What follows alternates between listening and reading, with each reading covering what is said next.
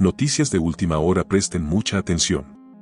Human Rights Watch advierte a Noboa de serias violaciones de derechos humanos en conflicto armado interno. Human Rights Watch envió una carta al presidente Daniel Noboa en la que señala que ha encontrado evidencias de violaciones a derechos humanos tras la declaratoria del conflicto armado interno. La organización Human Rights Watch emitió una carta al presidente Daniel Noboa sobre el conflicto armado interno, declarado el pasado 9 de enero de 2024. Esta carta, firmada el 22 de mayo de 2024, la organización internacional resume las conclusiones y recomendaciones desde el anuncio del conflicto armado interno, incluyendo evidencias de violaciones de derechos humanos.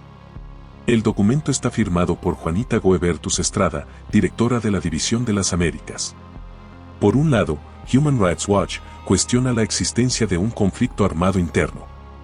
Tras analizar el decreto ejecutivo, los informes policiales y revisar información de entidades gubernamentales, la organización concluye que el gobierno de Ecuador no ha presentado evidencias suficientes para concluir que exista un conflicto armado con cualquiera de estos 22 grupos de delincuencia organizada.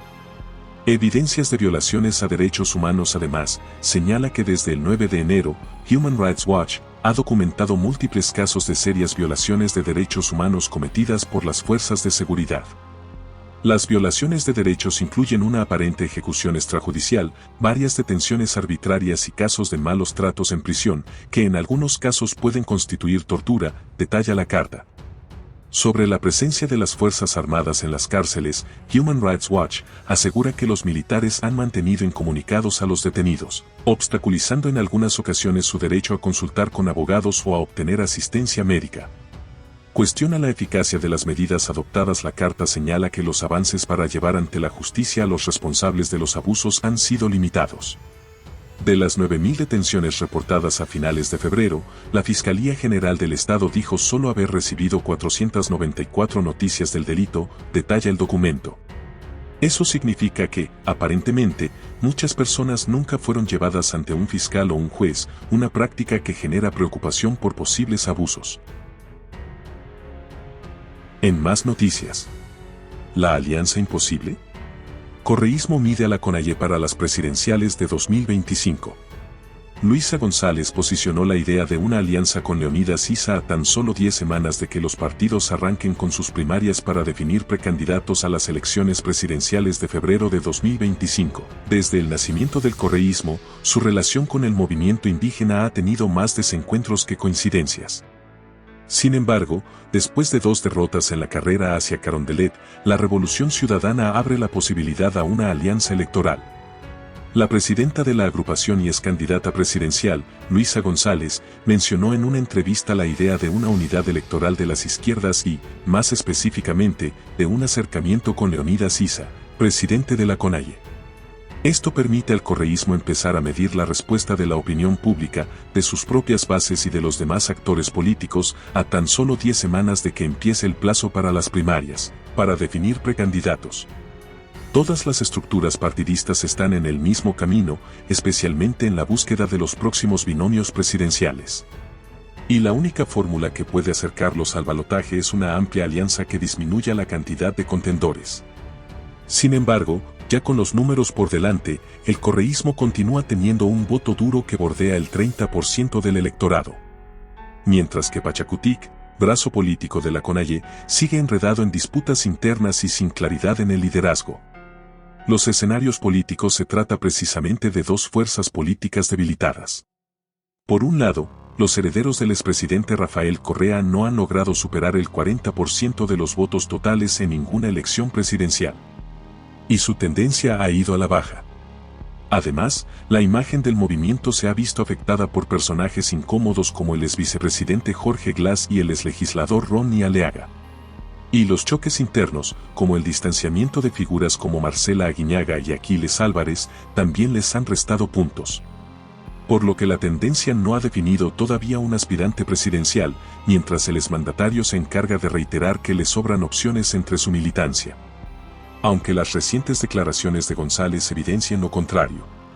Sin Correa en la papeleta, el apoyo a los candidatos de la Revolución Ciudadana se diluye. Y el rechazo frente a un retorno del correísmo al poder sigue siendo su principal rival en las urnas, aunque ninguna fuerza política ha logrado aglutinar ese descontento.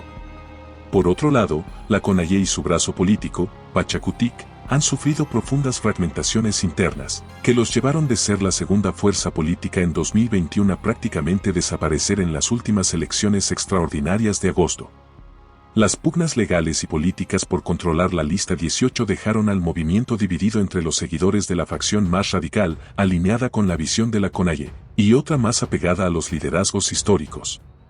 Y la cúspide de esa división se reflejó justamente en que no presentaron un binomio en 2023 y apenas consiguieron 4 legisladores después de haber tenido una bancada de 28. Pero, con Guillermo Churuchumbi en el control del partido, los candidatos de Pachakutik para 2025 podrían ser más cercanos a la línea de la CONAIE. El mismo Leonidas Sisa no ha descartado una participación electoral, que ya fue sugerida por la filial de la Costa, en febrero. Y las coincidencias con la CONAIE, en las que hace énfasis Luisa González, empezaron a crecer a partir de las movilizaciones de octubre de 2019. Pese a que durante la década de administración correísta hubo una constante persecución a sus dirigentes y militantes. Por ejemplo, la enemistad entre Rafael Correa y el movimiento indígena llegó a su cúspide cuando les quitó su histórica sede en el norte de Quito, en 2014. Esto pese a que la edificación había estado en manos de la CONAIE desde 1991. Sin embargo, tanto en la Asamblea Nacional como en las calles, ha habido cada vez más coincidencias entre ambas líneas políticas. Aunque sus dirigentes siempre han negado que exista un acuerdo. Lo que sí queda claro es que, una vez que la Revolución Ciudadana dejó el poder y perdió la mayoría absoluta en el legislativo, sus puntos de encuentro con otras fuerzas políticas y sociales se han ido ampliando. Especialmente para enfrentar a los gobiernos de turno. En 2021 buscó refugio en Centro Democrático y en 2023 se hizo con el control del partido anteriormente denominado Fuerza Compromiso Social, del que ahora no quedan rastros de su identidad anterior. Pero, todas las decisiones del correísmo dependen del visto bueno del exmandatario. Y lo que González llamó su postura personal, de sentarse a conversar con Leonidas Sisa, choca directamente con las declaraciones del mismo Correa. Después del paro de 2022, el expresidente advirtió a sus coidearios de las profundas diferencias con el movimiento indígena y agregó que, ojalá le quede claro a toda la RC5 que la CONAIE es parte del problema, no de la solución. En más noticias. El gobierno anunció que declara estado de excepción focalizado en 7 provincias del país debido a los niveles de inseguridad. En el Palacio de Carondelet se reunió el COSEPE donde se analizó esta medida. La consejera de gobierno Diana Jacome lo confirmó que de forma unánime el Consejo de Seguridad Pública del Estado apoyará al presidente de la República esto para emitir un estado de excepción de forma selectiva en el país en 7 provincias como tú lo has dicho, esto por tomando en cuenta el incremento de índices de actos delictivos en algunos sectores del país, incluso el incremento de muertes violentas en la provincia de Manabí. Dijo que en las próximas horas se emitirá este decreto que esperarán cuál será el pronunciamiento de la Corte Constitucional. Emitir el decreto de estado de excepción en varias provincias del país. En algunas provincias del Ecuador va a ser un estado de excepción focalizado. El decreto se emitirá en un par de horas, será entregado a la Corte Constitucional como máximo órgano de interpretación de nuestra Constitución para que emita el dictamen que corresponda. Esa es la decisión que se ha tomado al interior del COSEPE con votación unánime en respaldo del presidente Daniel Noboa. Tenemos que controlar a nuestro país, la seguridad nacional, la seguridad de todos los ecuatorianos es primordial para este gobierno. Recordemos que el presidente de la República emitió estado de excepción en el país el 8 de enero, esto se extendió por 60 días y luego por 30 días más. El 30 de abril decretó estado de excepción en 5 provincias del país, no obstante la Corte Constitucional lo declaró inconstitucional el 11 de mayo. Además también la consejera de gobierno Diana Jacome se pronunció frente a otros temas, dijo que apoyan al presidente de la República respecto a una denuncia que se presentó en el Tribunal Contencioso Electoral por un ex candidato a la alcaldía de Quito, Andrés Pasquel. Dijo dijo que este señor es pareja de Tamara Cedeño, quien fue cesada tan solo hace unas horas de la vicepresidencia de la República. El Consejo Nacional Electoral analiza 54 informes de organizaciones políticas y nacionales, además provinciales, que buscan ser habilitadas para participar en los comicios del 2025.